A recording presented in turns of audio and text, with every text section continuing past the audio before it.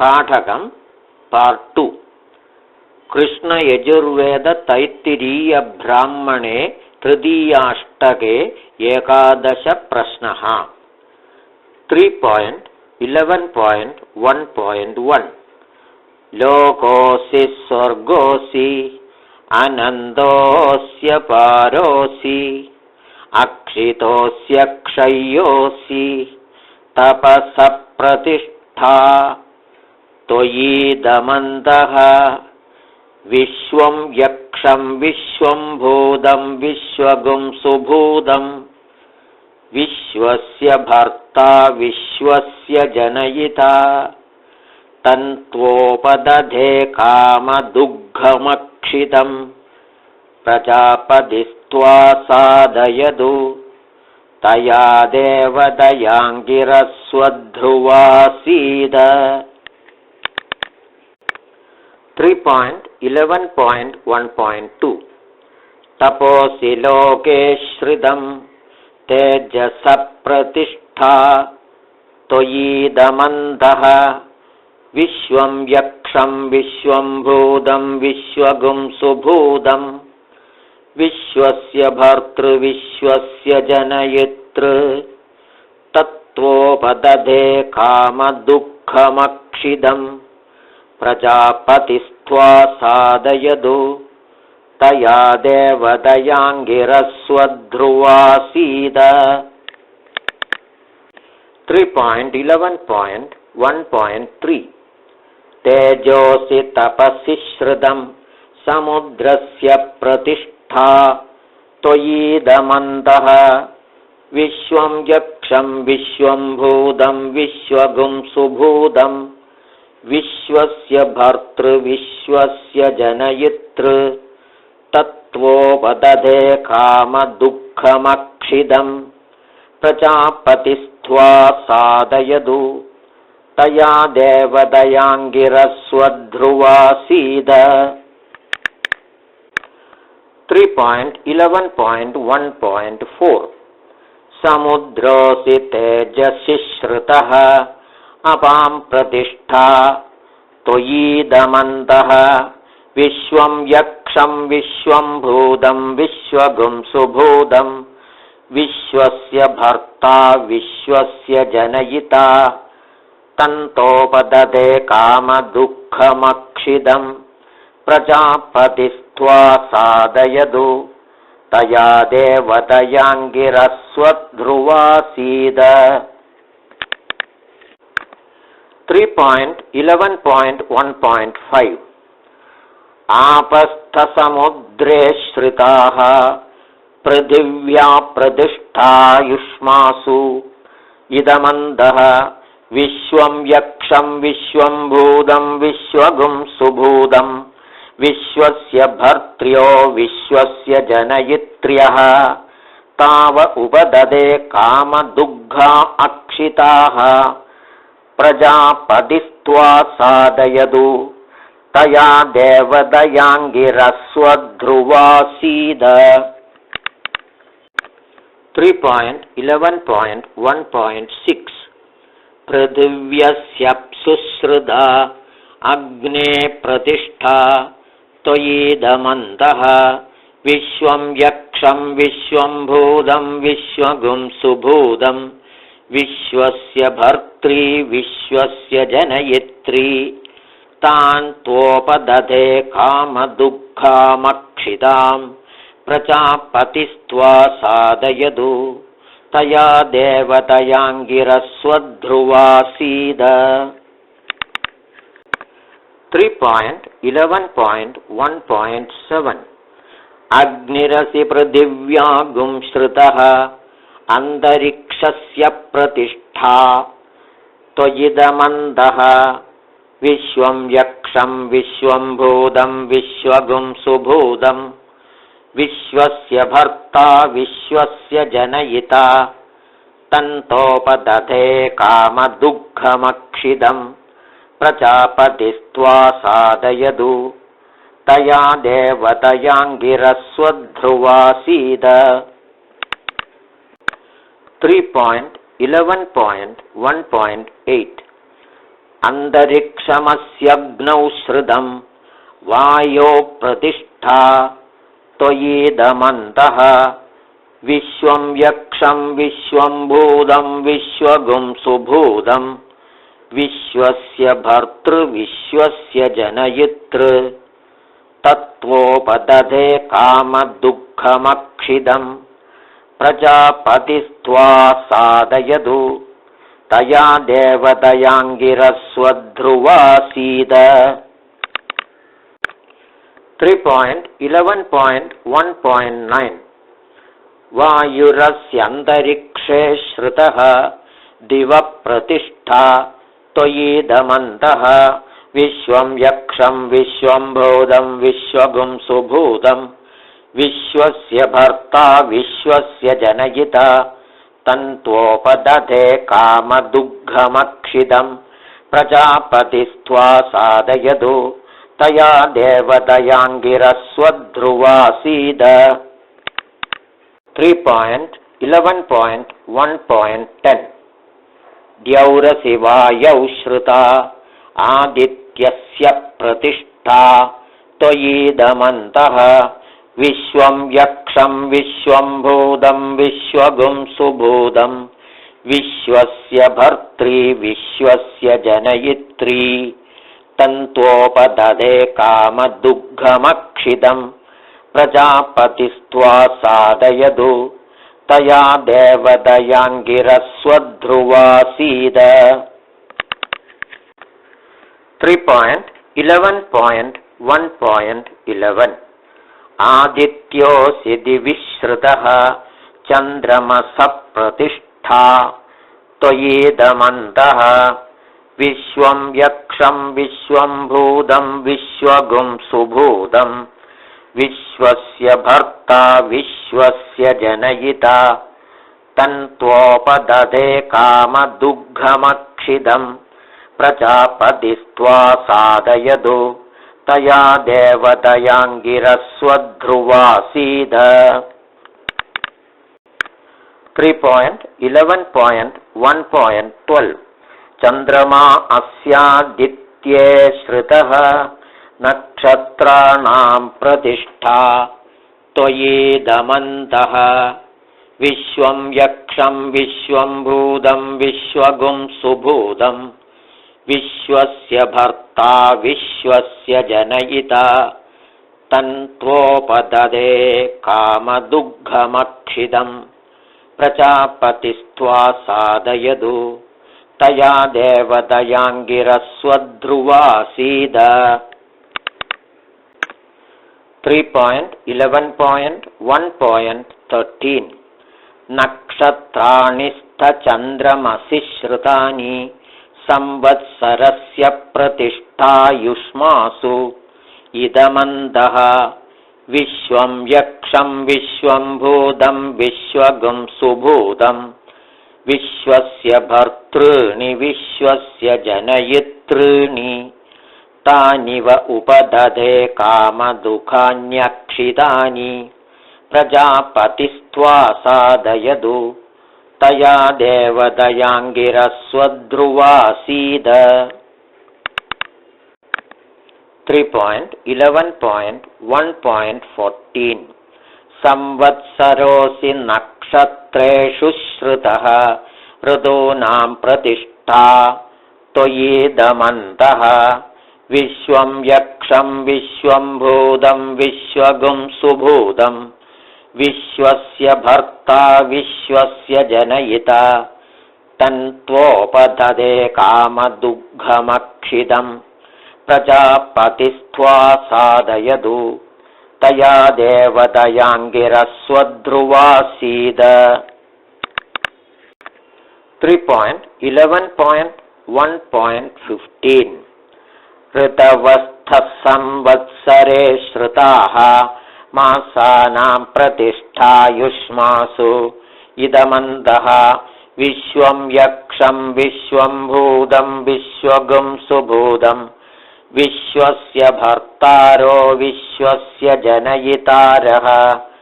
तान्व उपदधे कामदुःखानक्षितान् प्रजापतिस्त्वा साधयतु तया देवदयाङ्गिरस्वध्रुवासीद 3.11.1.16 मासास्तर्तु शुश्रुताः अर्धमासानां प्रतिष्ठायुष्मासु इदमन्तः विश्वं यक्षं विश्वं भूतं विश्वगुं सुभूतं विश्वस्य भर्तारो विश्वस्य जनयितारः तान्व उपदधे कामदुःखानक्षिदान् प्रजापतिस्त्वा साधयतु तया देवदयाङ्गिरस्वध्रुवासीद 3.11.1.17 अर्धमासास्तमासुश्रुताः अहोरात्रयो प्रतिष्ठायुष्मासु इदमन्तः विश्वं यक्षं विश्वं भूतं विश्वगुं सुभूतं विश्वस्य भर्तारो विश्वस्य जनयितारः तान्व उपदधे कामदुःखानक्षिदान् प्रजापतिस्त्वा साधयतु तया देवदयाङ्गिरस्वध्रुवासीद 3.11.1.18 अहोरात्रे स्थोर्धमासेषु श्रुते बोधस्य प्रतिष्ठे भव्यस्य प्रतिष्ठे युवयोरिदमन्तः विश्वं यक्षं विश्वं भूतं विश्वगुं सुभूतं विश्वस्य भर्त्र्यौ विश्वस्य जनयित्र्यौ ते वामुपददे कामदुग्धे अक्षिदे प्रजापतिस्त्वा साधयतु तया देवदयाङ्गिरस्वध्रुवासीद 3.11.1.19 पौर्णमास्यष्टकामावास्या अन्नादास्थान्नदुधो युष्मासु इदमन्तः विश्वं यक्षं विश्वं भूतं विश्वगुं सुभूतं विश्वस्य भर्त्र्यो विश्वस्य जनयित्र्यः ताव उपदधे कामदुःखा अक्षिताः प्रजापतिस्त्वा साधयतु तया देवदयाङ्गिरस्वध्रुवासीद 3.11.1.20 राडसि बृहदी श्रीरसीन्द्रपत्नी धर्मपत्नी विश्वम्भूतमनुप्रभूता त्वयिदमन्तः विश्वं यक्षं विश्वं भूतं विश्वगुं सुभूतं विश्वस्य भर्त्री विश्वस्य जनयित्री तान् त्वोपदधे कामदुःखामक्षिताम् प्रजापतिस्त्वा साधयतु तया देवदयाङ्गिरस्वध्रुवासीद 3.11.1.21 ओजोऽसि सहोऽसि बलमसि भ्राजोऽसि देवानां धामामृतम् अमर्त्यस्तपोजाः त्वयिदमन्तः विश्वं यक्षं विश्वं भूतं विश्वगुं सुभूतं विश्वस्य भर्ता विश्वस्य जनयिता तन्त्वोपदधे कामदुःखमक्षिदम् प्रजापतिस्त्वा साधयतु तया देवदयाङ्गिरस्वध्रुवासीद लोकस्तपस्तेजः समुद्र आपःपृथिव्यग्निरन्तरिक्षं वायुर्दौर्यादित्यश्चन्द्रमा नक्षत्राणि संवत्सर ऋतवो मासा अर्धमास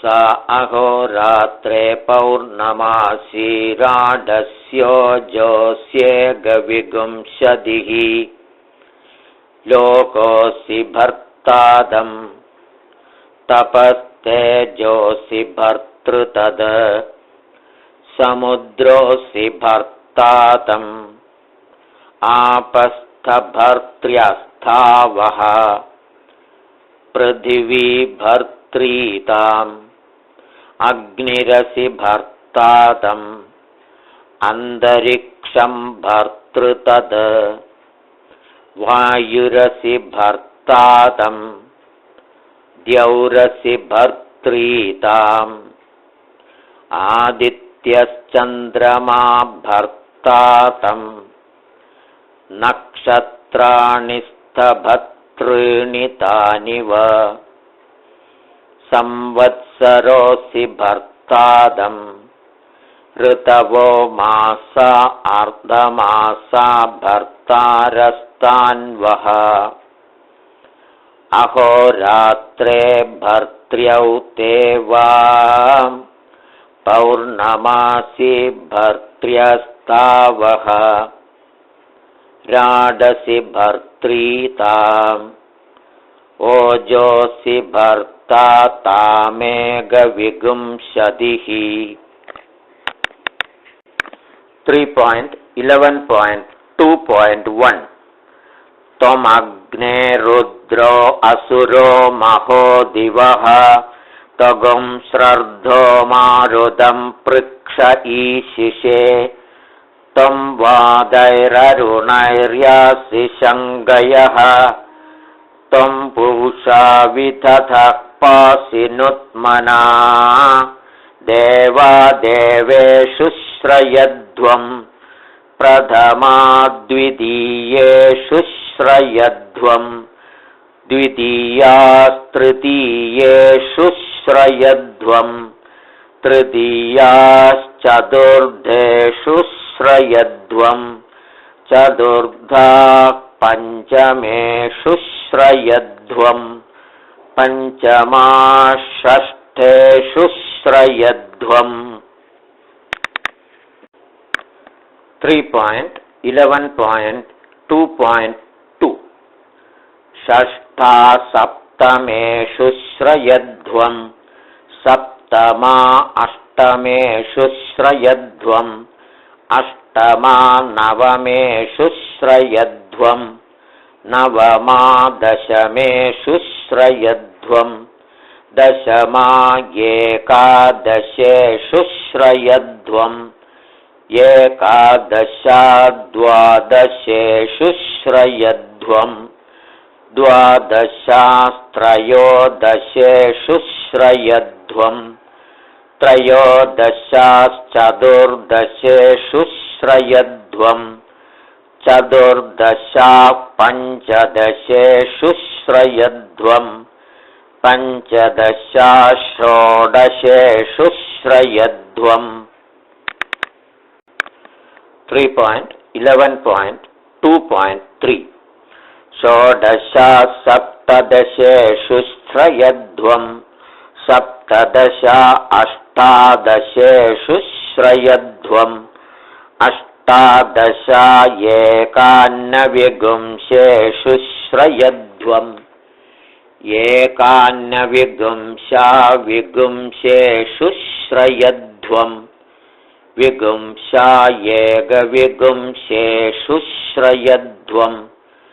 एकविंशा द्वाविंशेषु श्रयध्वम् द्वाविंशास्त्रयोविंशेषु श्रयध्वम् त्रयोविंशाश्चतुर्विंशेषु श्रयध्वम् चतुर्विंशा पञ्चविंशेषु श्रयध्वम् पञ्चविंशा षड्विंशेषु श्रयध्वम् 3.11.2.4 षड्विंशा सप्तविंशेषु श्रयध्वम् सप्त सप्तविगुंसा अष्टाविगुंसेषु श्रयध्वम् अष्टाविगुंसा एकान्नत्रिगुंसेषु श्रयध्वम्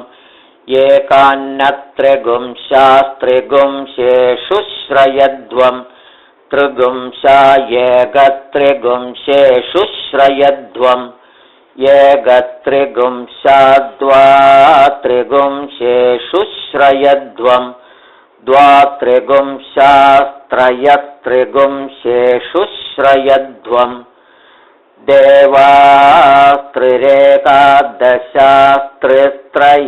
देवास्त्रिरेकादशास्त्रित्रयस्त्रिगुंसाः उत्तरे भवद उत्तरवर्त्मान उत्तरसत्त्वानः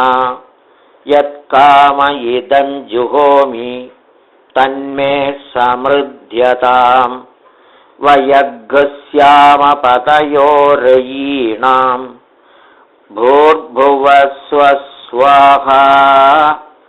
षष्ठेषु श्रयध्वगुं षोडशेषु श्रयध्वगुं षड्विगुंसेषु श्रयध्वमुत्तरसत्त्वानश्चत्वारि च 3.11.3.1 अग्ना विष्णु सजोषसा इमा वर्धन्तु वाङ्गिरः द्युम्नैर्वाजेभिरागतम् राज्ञी विराज्ञी सम्राज्ञी स्वराज्ञी अर्चिश्चोचिः तपोहरो भाः अग्निः सोमो बृहस्पतिः विश्वे देवा भुवनस्य गोपाः ते सर्वे सङ्गत्य इदं मे प्रावतावचः वयग्स्यामपतयोरयीणाम् भूर्भुवस्वस्वाहा सङ्गत्य त्रीणि च 3.11.4.1 अन्नपदेन्नस्य नो देहि अनमीवस्य शुष्मिणः प्रप्रदातारन्तारिषः ऊर्जन्नो देहिद्युपदे चतुष्पदे अग्ने पृथिवीपते सोमवीरुधां पते तष्टः समिधां पते विष्णवाशानां पते मित्रसत्यानां पते वरुणधर्मणां पते 3.11.4.2 मरुदो गणानां पदयः रुद्रपशूनां पदे इन्द्रौजसां पदे बृहस्पते ब्रह्मणस्पदे आरुचारोचे हग्स्वयं रुचारुरुचे रोचमानः अतीत्यादस्वराभरेह तस्मिन् योनौ प्रजनौ प्रजायेय वयग्स्यामपतयोरयीणाम् भूर्भुवस्वस्वाहा वरुणधर्मणां पदे स्वस्वाहा 3.11.5.1 सप्तते अग्ने समिधः सप्तजिह्वाः सप्तर्षयः सप्तधामप्रियाणि सप्तहोत्रा अनुविद्वान् सप्तयोनीरापृणस्वाधृतेन प्राचीदिक् अग्निर्देवता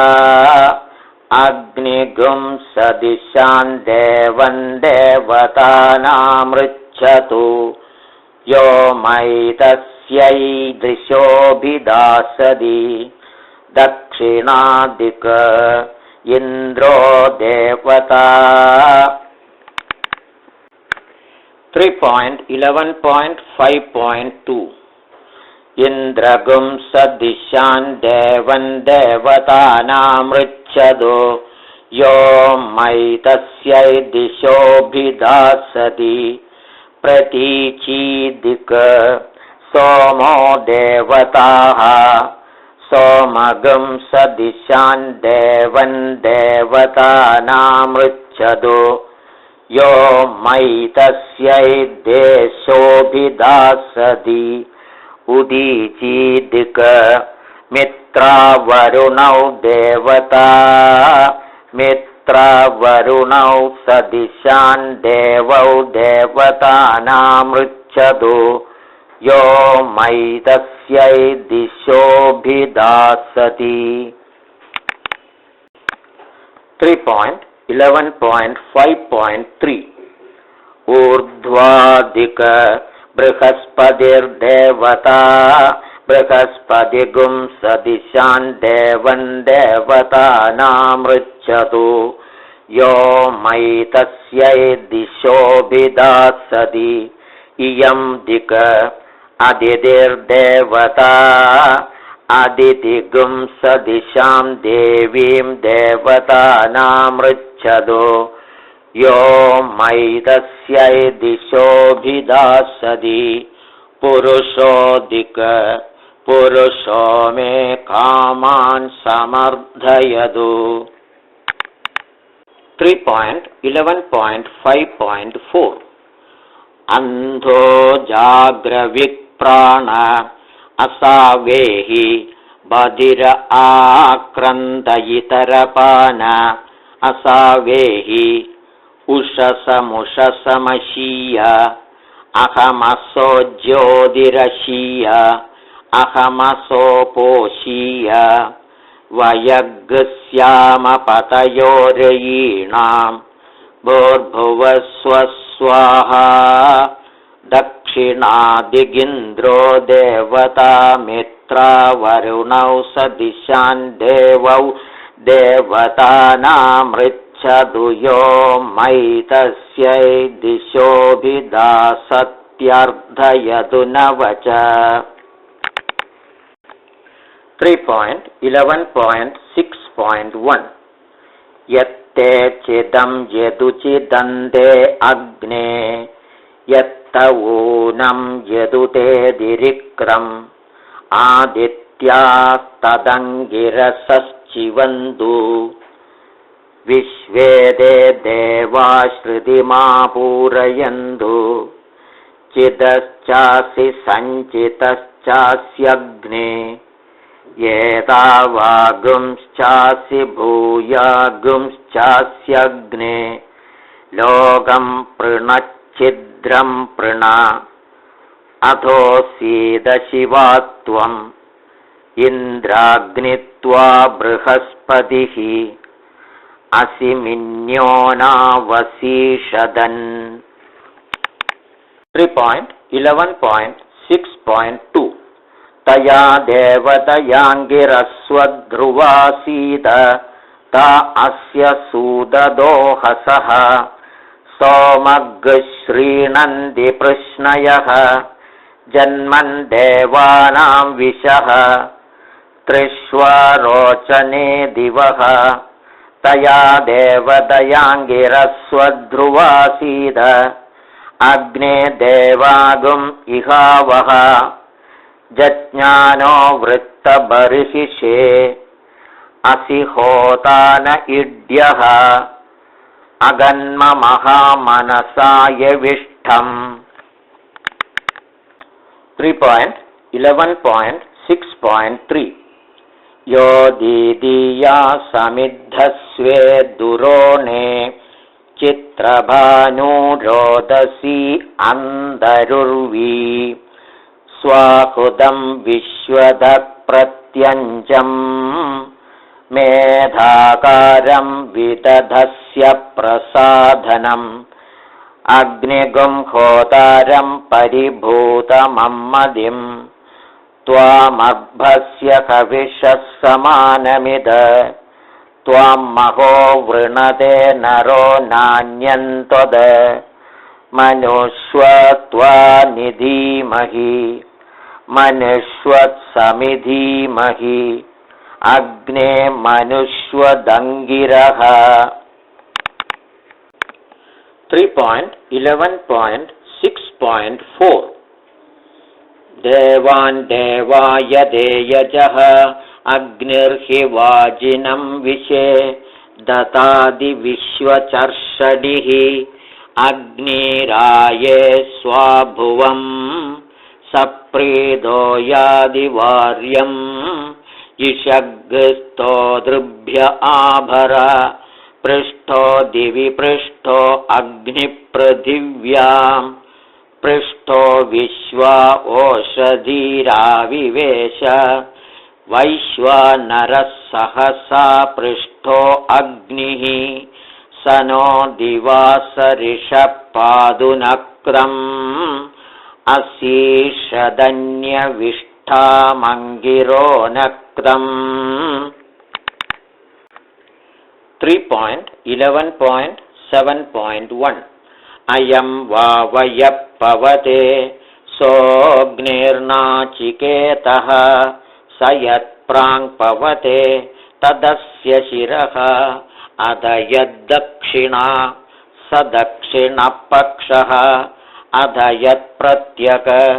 तत्पुच्छं यदुदङ् स उत्तरपक्षः 3.11.7.2 अध यत्संवादि तदस्य समञ्जनञ्च प्रसारणञ्च अधो संवदेवास्य सा सगुंहवा अस्मै स कामपद्यते यत्कामो यजते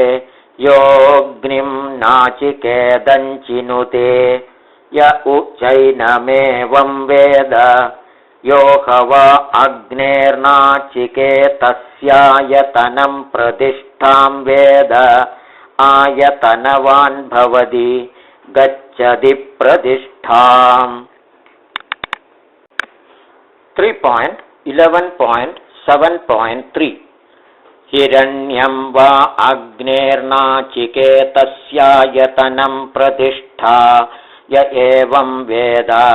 आयतनवान् भवति गच्छति प्रतिष्ठाम् यो हवा अग्नेर्नाचिकेतस्य शरीरं वेद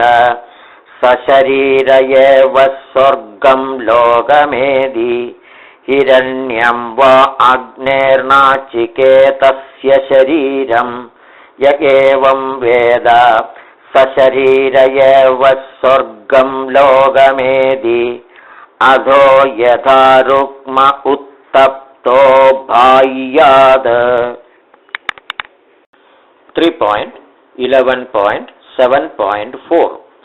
एवमेव स तेजसा यशसा अस्मिग्गुश्च लोके मुष्मिग्गुश्च भाति उरवो हवै नामैदे लोकाः ये वरेणादित्यम् अध हैदेवरीयागुंसो लोकाः ये परेणादित्यम् अन्धवन्दगुं हवा येष क्षय्यं लोकं जयति यो वरेणादित्यम् अध हैषोऽनन्दमपारमक्षय्यं लोकं जयति यः परेणादित्यम् 3.11.7.5 अनन्दगुं हवा अपारमक्षय्यं लोकं जयति योऽग्निं नाचिकेदञ्चिनुते य उचैनमेवं वेद अधो यथा रथे तिष्ठन् पक्षसी पर्यावर्तमाने प्रत्यपेक्षते एवमहोरात्रे प्रत्यपेक्षते नास्याहोरात्रे लोकमाप्नुतः योऽग्निं नाचिकेदञ्चिनुते य उचैनमेवं वेद उत्तरपक्षः पक्षो गच्छति प्रतिष्ठां भायाद्यः परेणादित्यमष्टौ च। 3.11.8.1 उशन्ह वै वाजश्रवसः सर्ववेदसन्दधौ तस्य ह नचिकेता नाम पुत्र आस तगुं कुमारगुं सन्दम् दक्षिणासु नीयमानासु श्रद्धा विवेश सहोवाच तत कस्मै मां दास्यसीदि द्वितीयं तृतीयं तगुं परीद उवाच मृत्यवे त्वा ददामीति तगुं हस्मोद्धितं वागभिभतति। 3.11.8.2 गौतमकुमारमिति सहोवाच परेहि मृत्योर्गृहान् मृत्यवे वै त्वादामिति तं वै प्रवसन्तं गन्धासीदि होवाच तस्य स्मतिस्त्रो रात्रिरनाश्वान् गृहे वसताद स यदि त्वा पृच्छेद कुमारकदिरात्रिरवात्सीरिति तिस्त्र इति प्रतिब्रूदाद किं प्रथमागुं रात्रिमाश्ना इति। 3.11.8.3 प्रजान्त इति किं द्वितीयामिति पशुगुस्त इति किं तृतीयामिति साधुकृत्यान्त इति तं वै प्रवसन्तं जगाम तस्य हस्तिस्त्रो रात्रिरनाश्वान् गृह उवास तमागत्य पप्रच्छ कुमारकदिरात्रिरवात्सीदिति तिस्त्र इति प्रत्युवाच। 3.11.8.4 किं प्रथमागुं रात्रिमाश्ना इति प्रजान्त इति किं द्वितीयामिति पशुगुस्त इति किं तृतीयामिति साधुकृत्यान्त इति नमस्ते अस्तु भगव इति होवाच वरं वृणीष्वेदि पितरमेव जीवन्नयानीति द्वितीयं वृणीष्वेदि। 3.11.8.5 इष्टापूर्तयोर्मेक्षिदिं ब्रूहीति होवाच तस्मै हैदमग्निं नाचिकेदमुवाच तदो वै तस्येष्टापूर्तेनाक्षीयेते नास्येष्टापूर्ते क्षीयेते योऽग्निन्नाजिकेदञ्चिनुदे य उ चैनमेवं वेद तृतीयं वृणीष्वेदि पुनर्मृत्योर्मे पचितिं ब्रूहीति होवाच तस्मै हैदमग्निन्नाजिकेदमुवाच तदो वै सोप पुनर्मृत्युमजयद। 3.11.8.6 अपपुनर्मृत्युञ्जयति योऽग्निन्नाजिकेदञ्चिनुदे य उ चैनमेवं वेद प्रजापतिर्वै प्रजाकामस्तपोतप्यत स हिरण्यमुदास्यद तदग्नौ प्रास्यद तदस्मै नाच्छदयद तद्वितीयं प्रास्यद तदस्मै नैवाच्छदयद तत्तृतीयं प्रास्यद। 3.11.8.7 तदस्मै नैवाच्छदयद तदात्मन्येव हृदयेऽग्नौ वैश्वानरे प्रास्यद तदस्मा वाच्छदयद तस्माद्धिरण्यङ्कनिष्ठन् दनानां भुञ्जत्प्रियतमं हृदयजगुंहि स वै तमेव नाविन्दद यस्मै तान् दक्षिणामनेष्यद तागस्वायैव हस्ताय दक्षिणायानयत तां प्रत्यगृह्णाद 3.11.8.8 दक्षायत्वा दक्षिणां प्रतिगृह्णामीति सो दक्षद दक्षिणां प्रतिगृह्य दक्षदेह वै दक्षिणां प्रतिगृह्य य एवं वेद ये दध्वस्म वै तद्विद्वागुंसो वाजश्रवसा गोतमाः अप्यनुद्देश्यां दक्षिणां प्रतिगृह्णन्ति उमयेन वयं दक्षिष्यामः एव दक्षिणां प्रतिगृह्येति ते दक्षन्द दक्षिणां प्रतिगृह्य दक्षदेह वै दक्षिणां प्रतिगृह्य य एवं वेद प्रहान्यं व्लीनादि वदत्याश्ना इत्युवाच द्वितीयं वृणीष्वेत्यजयत्तृतीयं प्रास्यद गृह्णाद्य एवं वेदैकञ्च 3.11.9.1 तगुं कैदमेघे पशुबन्ध एवोत्तरवेद्यां चिन्वदे उत्तरवेदि संमिद येषोऽग्निरिति वदन्तः तन्न तथा कुर्याद येदमग्निं कामेन व्यर्थयेद स येनं कामेन व्यर्थः कामेन व्यर्थयेद सौम्ये वा वैनमध्वरे चिन्वीद यत्र वा भूयिष्ठा आहृतयो हूयेरन येदमग्निं कामेन समर्थयति स एनं कामेन समृद्धः 3.11.9.2 कामेन समर्थयति अथ हैनं पुरर्षयः उत्तरवेद्यामेव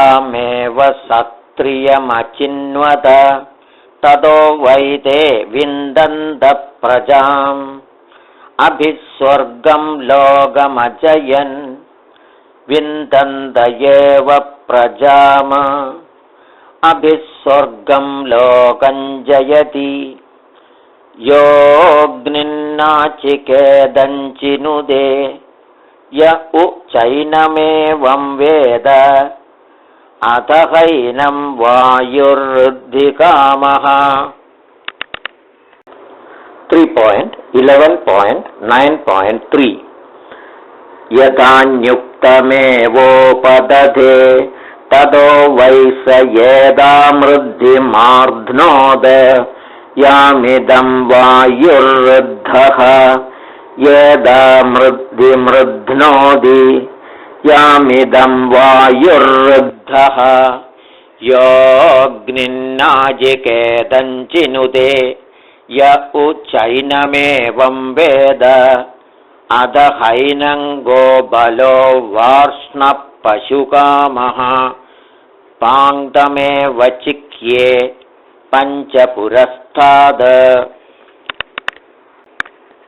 3.11.9.4 पञ्चदक्षिणतः पञ्चपश्चाद् पञ्चोत्तरतः एकां मध्ये ततो वै सहस्रं पशून् प्राप्नोद प्रसहस्रं पशूनाप्नोति योऽग्निन्नाजिकेदञ्चिनुदे य उ चैनमेवं वेद अध हैनं प्रजापतिर्ज्यैष्ठ्यकामो यशस्कामः प्रजननकामः त्रिवृतमेव चिक्ये। 3.11.9.5 सप्तपुरस्ताद् तिस्रो दक्षिणतः सप्तपश्चाद् तिस्र उत्तरतः एकां मध्ये तदो वै सप्रयशो ज्यैष्ठ्यमाप्नोद येदां प्रचादिं प्राजायत यामिदं प्रजायन्ते त्रिवृद्ध्वैज्यैष्ठ्यं माता पिता पुत्रः। 3.11.9.6 त्रिवृत् प्रजननम् उपस्थो योनिर्मध्यमा प्रयशो ज्यैष्ठ्यमाप्नोति येदां प्रजादिं प्रजायते यामिदं प्रजायन्ते योऽग्निं नाजिकेदञ्चिनुते य उ चैनमेवं वेद अध हैनमिन्द्रो ज्यैष्ठ्यकामः ऊर्ध्वा एवोपदधे तदो वै सज्जैष्ठ्यमगच्छद। 3.11.9.7 जैष्ठ्यं गच्छति योऽग्निन्नाजिकेदञ्चिनुदे य उचैनमेवं वेद अध हैनमसावादित्यः स्वर्गकामः प्राचीरेवोपदधे तदो वै सोऽभिस्वर्गं लोकमजयद अभिस्वर्गं लोकं जयति योऽग्निन्नाजिकेदञ्चिनुते य उचैनमेवं वेद स यदिच्छेद। 3.11.9.8 तेजस्वी यशस्वी ब्रह्मवर्चसी स्यामिति प्राङाहोदुर्धिष्ण्यादुस्तर्पेद येयं प्रागाद्यशस्वती सा मा प्रोर्णोदु तेजसा यजसा ब्रह्मवर्चसेनेति तेजस्वेव यजस्वी ब्रह्मवर्चसी भवति अदयधिच्छेद भूयिष्ठं मे श्रद्धधीरन् भूयिष्ठा दक्षिणानयेयुरिति दक्षिणासु नियमानासु प्राच्येहि प्राच्येहीति प्राची जुषाणा वेत्वाज्यस्य स्वाहेदि स्त्रुवेणोपहत्याहवनीये जुहुयाद। 3.11.9.9 भूयिष्ठमेवास्मै श्रद्धदधे भूयिष्ठा दक्षिणानयन्ति पुरीशमुपधाय चितिक्लृप्तिभिरभिमृश्य अग्निं प्रणीयोपसमाधाय चतस्रयेता आहुतिर्जुहोति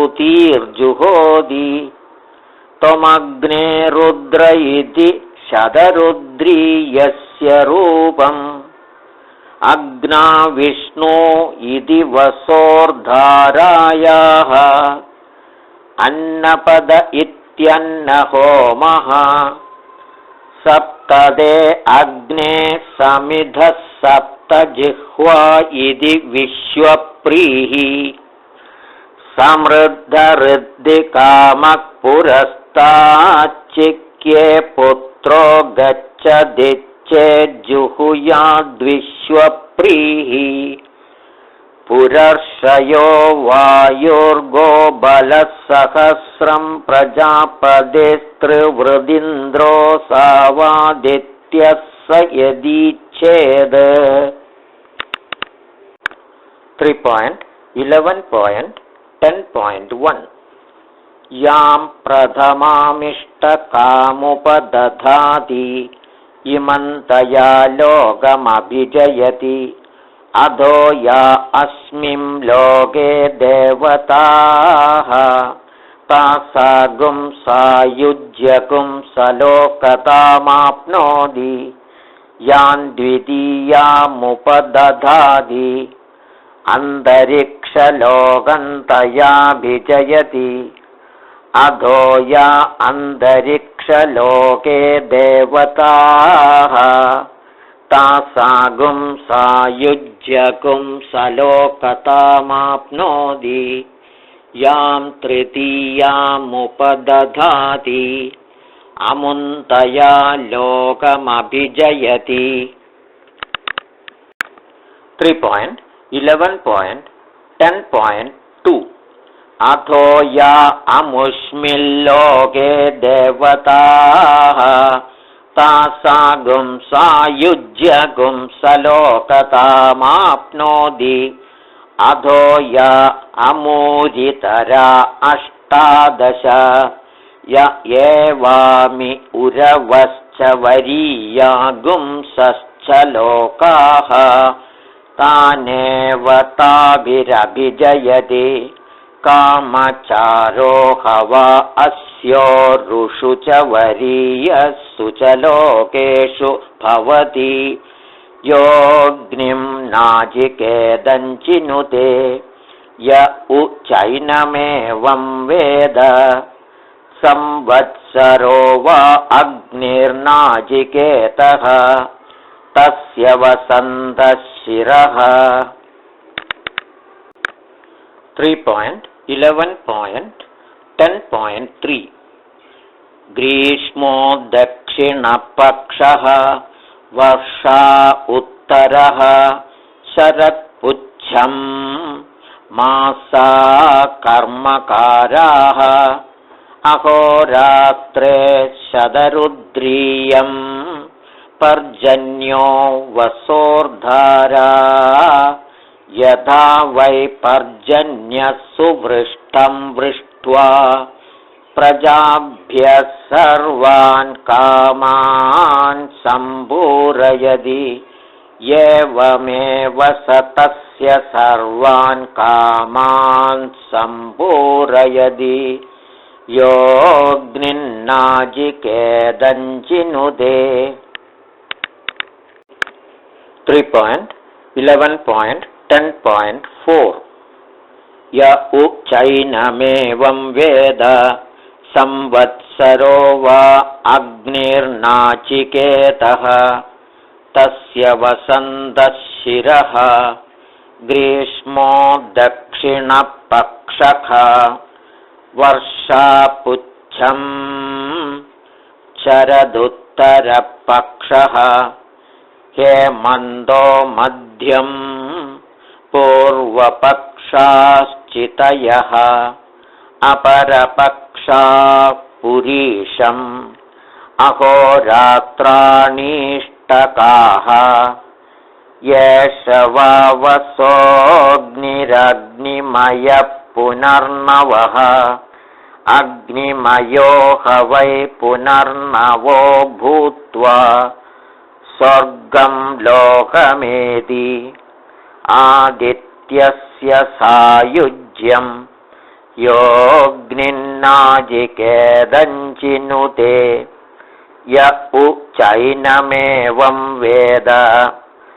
अमुन्तया लोकमभिजयति शिरश्चिनुत